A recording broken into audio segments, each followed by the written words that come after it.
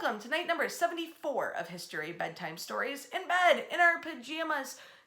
It's the last Monday in May, which means it's Memorial Day in America. But Memorial Day used to be called Decoration Day, and it was always hosted on the 30th of May, regardless what day of the week that happened to fall on. Memorial Day differs from Veterans Day because Memorial Day celebrates those men and women who have served our country and given their lives in the protection and service of the nation. Veterans Day honors those who have served in any capacity and have been honorable in their discharge and thanks them for their service. Memorial Day gets its start as Decoration Day following the Civil War, and it starts at a very grassroots level as communities, towns, villages, and cities celebrate those in their community they lost by decorating the graves and cemeteries of the fallen.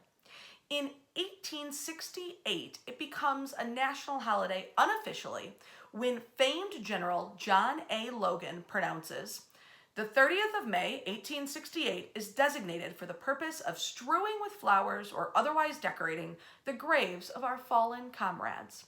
He chose the 30th of May because it wasn't the date of any particular battle, so it could celebrate equally the contributions of all of those who gave their lives. As we get through the Spanish-American War, World War I, World War II, it starts to go from being just about the Civil War to being about anyone who has died in the line of service in the American military.